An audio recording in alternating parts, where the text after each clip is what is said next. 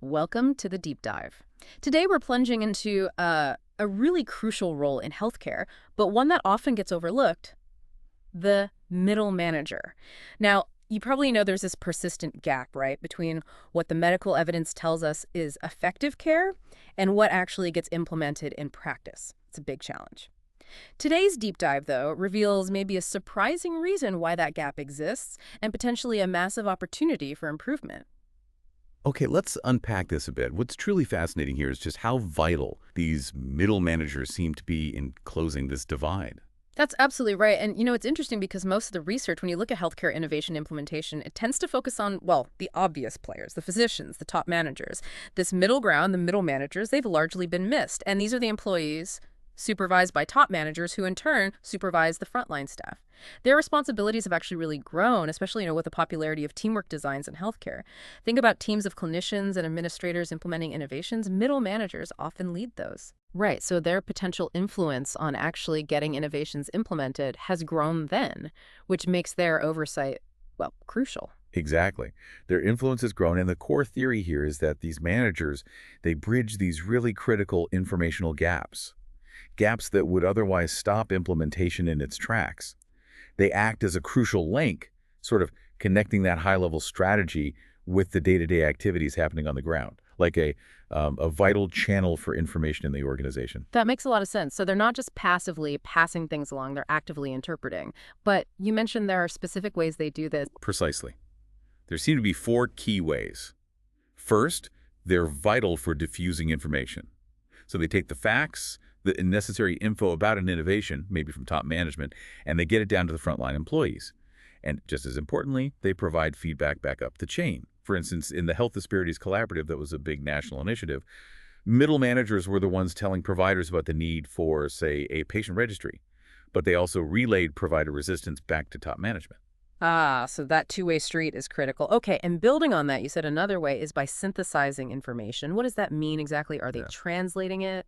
Yeah, essentially translating is a good way to put it. They integrate and interpret the facts. They make general information about an innovation relevant, actionable for their specific organization, even for individual employees. Going back to that Health Disparities Collaborative example, the middle managers there would take knowledge from like national conferences and distill it down to make it really practical for their specific health centers. They might even reinterpret information if staff misunderstood it initially. I see, tailoring it down. Okay, third, you mentioned they mediate between strategy and day-to-day activities, so taking the big picture goals and making them concrete tasks, providing the actual tools needed. Exactly. For the HTC, middle managers literally introduce new patient flow sheets. Or they might troubleshoot the registry software to make data collection easier for that patient disease registry. It's about turning a broad strategic goal into a workable daily process, getting the right tools into the right hands, essentially. Okay, that makes sense.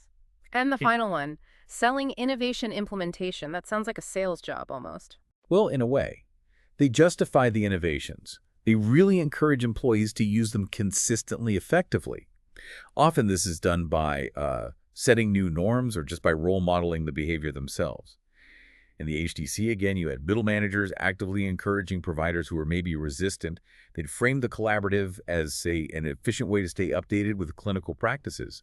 And they'd work to incorporate that new data collection smoothly into routine operations. It's really important to note, though, this influence can swing both ways. It can be positive or negative, depending heavily on their own personal commitment and buy-in to the innovation. Right. Their own belief matters. It really highlights how we often focus on the top leadership and the front line, but miss that crucial glue in the middle, maybe. So what does this all mean for actually leveraging this role effectively in healthcare? Well, it really underscores the importance of what we call implementation policies and practices, or IP&Ps.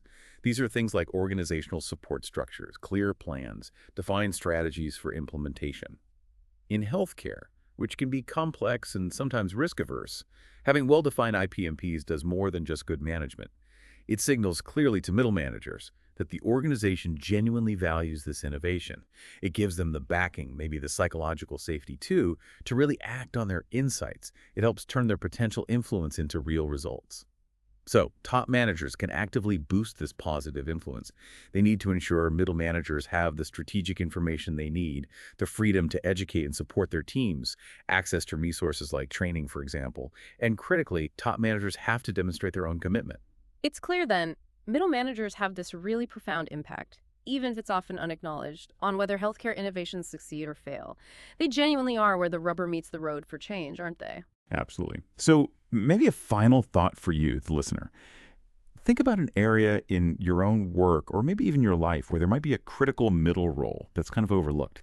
How could empowering that person or that role, not just informing them, but truly empowering them, unlock some significant progress? Think about what existing innovations might be stalled right now just because we haven't fully grasped or applied this insight about the power of the middle manager.